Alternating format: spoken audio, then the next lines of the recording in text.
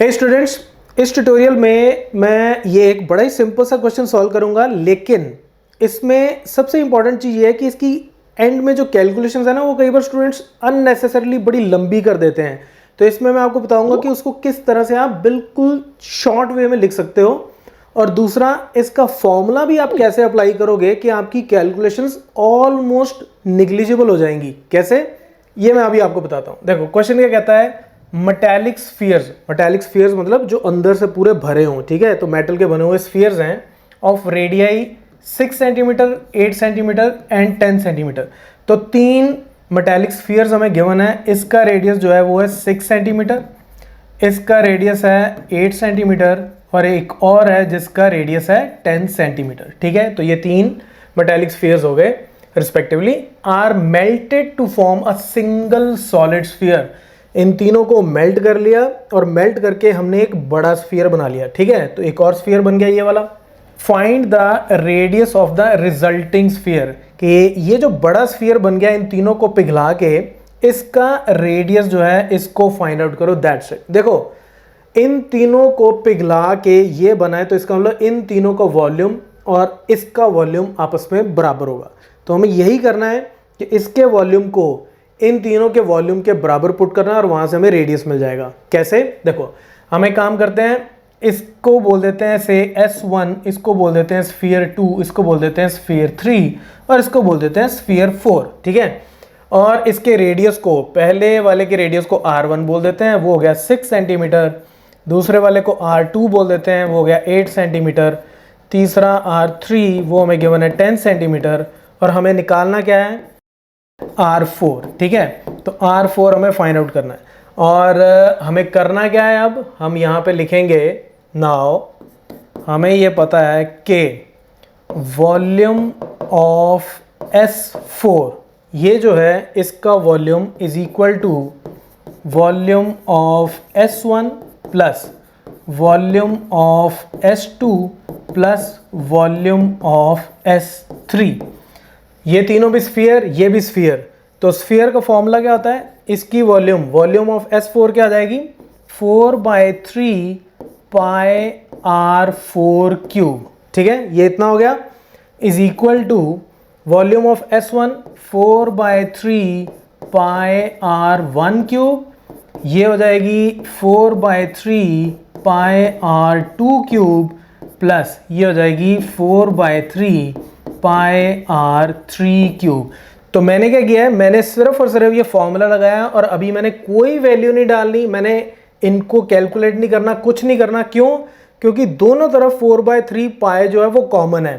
तो मैं एक स्टेप और लिख देता हूं, तो ये हो जाएगा 4/3 pi R4 cube is equal to, यहाँ 4/3 पाई, इसको मैं कॉमन निकाल लूँ तो अंदर बच जाएगा R1 cube plus R2 cube plus R3 cube. तो हुआ गया, ये 4/3 पाई कट गए, तो मेरे पास क्या आ गया, R4 cube is equal to R1 cube plus R2 cube plus R3 cube. तो इस तरह से आपकी कैलकुलेशंस बड़ी आसान हो जाएंगी। आपको कोई ज़रूरत नहीं है कि इन तीनों की वॉल्यूम निकाल के उसको कैलकुलेट करके फिर उसको इसके बराबर पुट करो, no need to do that, ठीक है। अब हम इसमें वैल्यू डालते हैं और इसको और सिंप्लीफाई कर सकते हैं। कैसे, देखो मुझे R1 कितना गिवन है, 6, तो ये हो गया 6 क्यूब, ये हो जाएगा 8 क्यूब और ये हो जाएगा 10 क्यूब, ठीक है। तो अभी भी कोई ज़रूरत नहीं है कि 6 क्यूब, 8 क्यूब, 10 क्यूब को आप सॉल्व करते फिरो। क्यों, वो मैं बताता हूं। इधर भी मुझे पता है कि ये है R4 क्यूब। तो मैं काम करता हूं, यहां से देखो इसको मैं लिख सकता हूं 2 cube into 3 cube, right. 2 cube into 3 cube कितना आ जाएगा, 6 क्यूब हो जाएगा, प्लस इसको भी मैं लिख देता हूं 2 क्यूब इंटू 4 क्यूब प्लस इसको भी मैं लिख सकता हूं 2 क्यूब इंटू 5 क्यूब, ठीक है। तो मैंने इनको ऐसे स्प्लिट कर लिया ताकि 2 क्यूब फिर से कॉमन निकला है और मेरी कैलकुलेशन और आसान हो जाए। तो ये कितना आ जाएगा, this will be 2 cube into 3 cube plus 4 cube plus 5 cube तो इसको सॉल्व कर लेते हैं, इसको ऐसे रहने दो अभी 2 क्यूब को। 3 cube is 27 plus 4 cube is 64 plus 5 cube is 125।